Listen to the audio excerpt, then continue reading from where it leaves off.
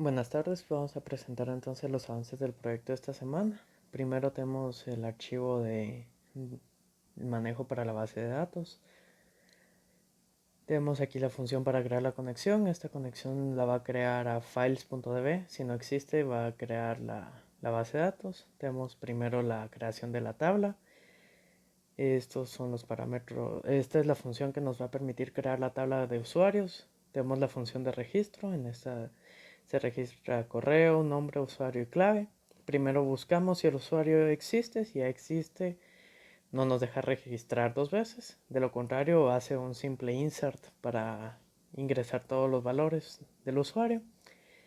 Tenemos una función para buscar usuarios. Esto nos puede servir tanto solo si queremos buscar para ver si existe el mismo por medio de un select a la base de datos y viendo el tamaño de la respuesta.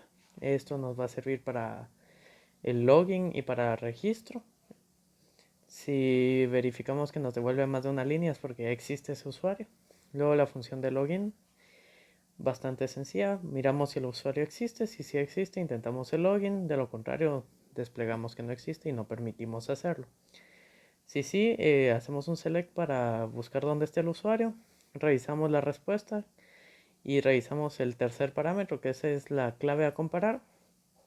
Y ahí podemos verificar ya si la clave coincide o no entre la ingresada como parámetro versus la que nos está dando la base de datos, ¿verdad?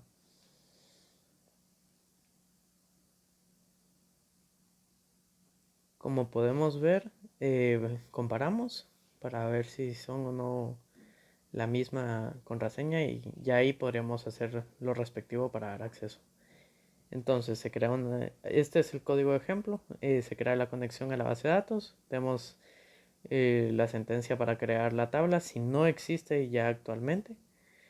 Si no existe, si sí existe la conexión, vamos a crear la tabla, como les comento, si no existe actualmente.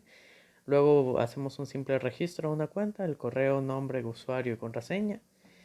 De lo contrario, desplegamos que no se pudo. Y por último, un ejemplo de login. Ahora, desde la vista del programa, aquí teníamos ya un pequeño ejemplo corriendo. Vamos a volver a ejecutarlo. Entonces, esto que dice tamaño de respuesta era porque sí encontró el usuario y literalmente nos dijo, entonces este usuario ya existe, ingrese otro usuario. Estas prints de tamaño de respuesta realmente son solo diferentes pruebas que hemos realizado para verificar que sí se esté haciendo la verificación correcta de si existen o no los usuarios. Este texto que dice prueba es el print de la contraseña que nos está volviendo la base de datos y el texto de la clave coincide es solo para verificación de si coincide la clave de ingresada como parámetro en la función y la clave que nos devuelve la base de datos.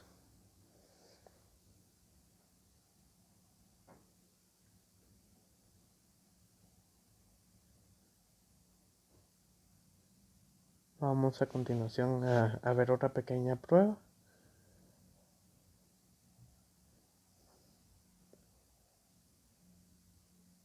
Solo cambiaremos unos parámetros para desplegarlo mejor.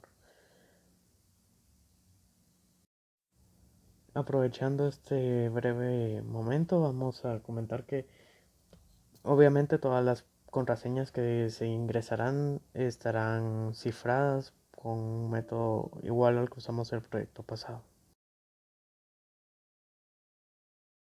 A continuación vemos el nuevo ejemplo entonces, ingresamos nosotros la clave y verifica que la clave coincide. Indicamos mejor que la contraseña que está en la DB es prueba y que coincide con la que nosotros ingresamos. Esto, el código está explicado en la primera parte del video. Entonces otra vez, tamaño de respuesta es 0 porque cambiamos el usuario que se está registrando.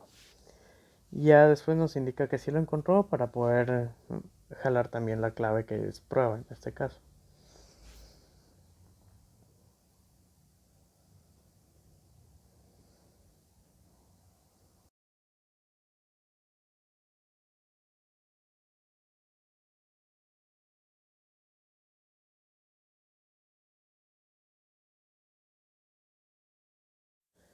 A continuación otra vez probamos, dice tamaño de respuesta 1 porque el usuario ya existe, ¿verdad?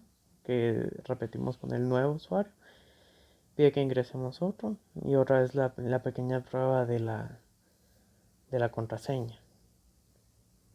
Y por último vamos a indicar cuál es el usuario que se está registrando. Muchas gracias por su atención.